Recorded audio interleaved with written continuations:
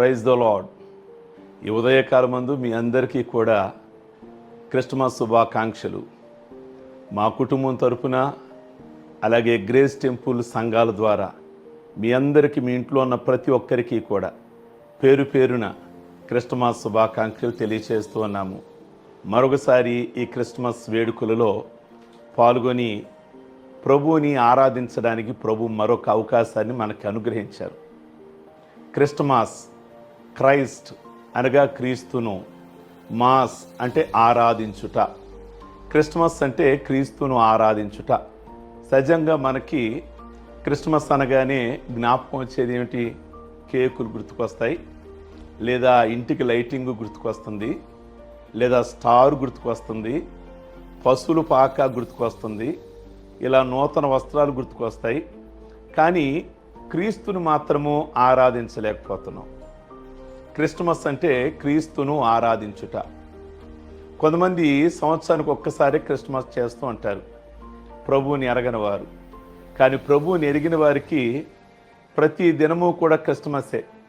మీ మందిరాలలో బుధవారం ఆరాధన జరుగుతుంది, క్రిస్మస్సే. క్రీస్తును ఆరాధించుట. ఆదివారము క్రీస్తును ఆరాధించుట, శుక్రవారము క్రీస్తును ఆరాధించుట. కనుక రక్షించబడిన వారికి జీవితంలో ప్రతి దినము కూడా క్రిస్మస్. ప్రియా దేవుని బిడలారా, కనుక క్రిస్మస్సు ప్రపంచ యావత్తుగా అందరూ కూడా చేసుకునే మంచి ఫెస్టివల్. కనుక అందరూ కూడా క్రీస్తును ఆరాధించాలి. నేను ఒక మాట జ్ఞాపకం చేస్తా. పూర్వం పర్షియా దేశంలో ఒక రాజు ఉంటుండేవాడు.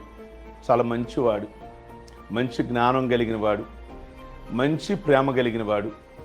అయితే ఆ రాజు ప్రజలంటే వల్లమాని ప్రేమ, చాలా అభిమానం, చాలా ఇష్టం. తన ప్రజలు బాగుండాలి అని కోరుకుంటూ ఉండేవాడు ఎప్పుడు కూడా. అయితే అతను అప్పుడప్పుడు ఏం చేస్తుండేవాడంటే ప్రజలలోకి వెళ్ళిపోయేవాడు, మారు వేషం వేసుకొని వెళ్ళిపోయి పేదవానితో గడుపుతూ ఉండేవాడు. ఒకరోజు ఒక పేదవాడి దగ్గరికి వెళ్ళి కొన్ని దినాలు ఉంటాడు, అతనితో కలిసి కష్టపడతాడు, అతనితో సాయంకాలం కలిసి గంజి తాగుతాడు, అతనితో కలిసి నేల మీదే పడుకుంటాడు. అలా కొన్ని దినాలు గడిపేస్తాడు. తర్వాత అతను వెళ్ళిపోతాడు, ఆ రాజు రాజ్యరకంలోకి వెళ్ళిపోతాడు. మళ్ళా కొన్ని దినాలు అయిన తర్వాత మళ్ళీ సేమ్ ఆ పేదవాని దగ్గరికి వస్తాడు. వచ్చి కొద్ది రోజులు మళ్ళీ అలా చేస్తుండగా అతను రాజుగారు అడుగుతాడు ఒక రోజున, నా వల్ల నీకేం కావాలి అంటే అప్పటికి అర్థమైపోయింది అతనికి, ఆ సామాన్యునికి, ఆ పేదవాడికి, నాతో ఇన్ని రోజులు గడిపింది పర్షియా రాజు అని అనుకొని అంటాడయ్యా, మీరు అనేక మందికి అనేకమైన బహుమానాలు ఇచ్చారు, కానీ నాతో కలిసి జీవించారు. నాకు బహుమానాలు కాదు కావలసింది, మీరుంటే నాకు చాలు. నాకు బహుమానాలు కాదు, మీరుంటే చాలు. ఈరోజు నేను జ్ఞాపకం చేస్తున్నా, అంతకంటే గొప్ప ప్రభువైన యేసుక్రీస్తు. ఆయన దేవుని కుమారుడయ్యుండి, అనగా పరలోకములు ఉండవలసిన వాడు, కానీ ఈ లోకానికి రావాలి అని అనుకున్నాడు. దేవుడిగా రావచ్చు, ఒకవేళ దేవుడిగా వస్తే చాలా ఘనత. కానీ దేవుడిగా రావడానికి ఇష్టపడలేదు ఆయన. ఈ లోకములోనికి ఒక దేవదూతగానే రావచ్చు, అలా కూడా ఇష్టపడలేదు. ఒక మానవుడిగానే వచ్చాడు. మానవుల్లో కూడా రెండు రకాలు ఉన్నారు, ధనవంతులు ఉన్నారు, పేదవాళ్ళు ఉన్నారు. ధనవంతుడిగా వస్తే మళ్ళా అందరికీ, పేదవాళ్ళకి దగ్గర అవ్వలేనేమో అని ఒక పేదవాడిగా ఈ లోకానికి ఆయన వచ్చాడు. ఒక పేదవాడిగా జీవించాడు, ఒక నిరుపేదగా జీవించాడు. ఆయన పుట్టినప్పుడు చూస్తే సత్రములో, ఒక పశువుల పాకలో, ఆయన జీవించిన విధానములు అన్నీ కూడా ఒక నిరుపేదకి ఏ విధంగానైతే ఉంటుందో అలాగే జీవించాడు యేసు ప్రభు వారు. కారణం ఏంటో తెలుసా? నా కోసము, మీకోసం. ఒక నిరుపేద కోసం ఈ లోకాన్ని విడిచి, పరలోకాన్ని విడిచి ఈ లోకానికి వచ్చాయి. అలాంటి యేసుక్రీస్తు ఈ లోకానికి వచ్చిన ఆ శుభ సందర్భాన్ని జ్ఞాపకం చేసుకుంటూ మనమందరము కూడా ఆ క్రీస్తును ఆరాధిస్తాం. కనుక ఈ రోజున కేవలము మీరు కేకులు కట్ చేయండి, తప్పేమీ లేదు. లైటింగ్ పెట్టుకోండి, తప్పేమీ లేదు. నూతన వస్త్రాలు వేసుకోండి, తప్పేమీ లేదు. కానీ అన్నీ ఉండి క్రీస్తుని కనుక ఆరాధించకపోతే మనం చాలా మిస్ అయిపోతున్నాం. కనుక మీ ఫ్యామిలీ అందరూ కూడా కలిసి సన్నిధికి వెళ్ళి, మీ మందిరాలకు వెళ్ళి చక్కగా క్రీస్తును ఆరాధించండి. ఎందుకంటే పరలోకాన్ని విడిచి ఈ లోకానికి వచ్చాడు. ఆయన ఒక నిరుపేదను ప్రేమించి మన కోసం ఈ లోకంలోకి వచ్చిన గొప్ప త్యాగమూర్తి ఎవరైనా ఉన్నారు అంటే యేసయ్యే.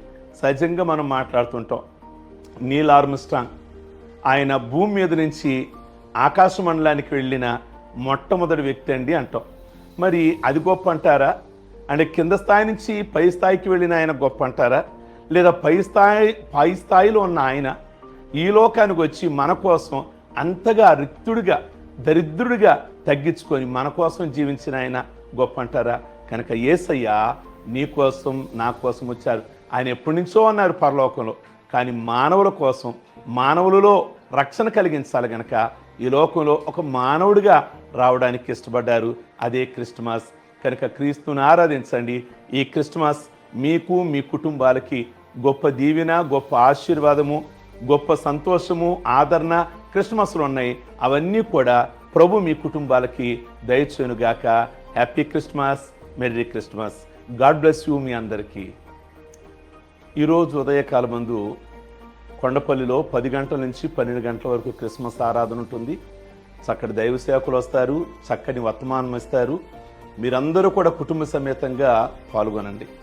అలాగే సాయంకాలం విజయవాడ ఎగ్జిబిషన్ సొసైటీలో ఆటోనార్ గేట్ దగ్గర 5:30 నుంచి 9 గంటల వరకు దైవజనులు వస్తారు, చక్కని వర్తమానం ఇస్తారు. క్రిస్మస్ ఆరాధనలో ఈ సంవత్సరం దేవుడు మీకు గొప్ప అవకాశం ఇచ్చాడు కనుక కుటుంబ సమేతంగా పాల్గొనండి. మీరే కాదు, మీ బంధువుల్ని, మిత్రుల్ని, స్నేహితుల్ని అనేకుల్ని తీసుకొచ్చి దేవుని యొక్క వాక్యాన్ని వినిపించండి. అది మీకు కూడా దీవెన, ఆశీర్వాదం. ప్రార్థించుకుందాం. సర్వశక్తి కలిగిన తండ్రి, మీ ఘనమైన నామమును బట్టి మీకు వందనాలు. మరలా ఈ క్రిస్మస్ ఆరాధనలో మేము పాల్గొనే కృపనిచ్చారు నాయన. గడిచిన కాలంలో తోడుగా ఉన్నారు. ఇలాంటి క్రిస్మస్ ఆరాధనలు మా జీవితంలో అనేకమైనవి చూడడానికి మీ ఆశీర్వాదమును దయచేయండి. మీరు ఈ లోకంలో జన్మించడం ద్వారా ప్రభువా అందరికీ శాంతిని, సమాధానమును, పాప క్షమాపణను మీరు కలగజేశారు. కనుక ప్రతి కుటుంబంలో కూడా ఈ క్రిస్మస్ సందర్భముగా సమాధానం దయచేయండి. ఎవరికి ఏ బహుమానం కావాలో, ఎవరు ఏ బహుమానం కోసం ఎదురు చూస్తున్నారు ఈ ఉదయకాలం మందు ఈ ప్రార్థనలు ఏకీవిస్తున్నారు, వారందరికీ మీరు ఈ లోకంలోకి వచ్చిన ఆ బహుమానమును ప్రసాదించమని ప్రార్థిస్తున్నాం ప్రభువా.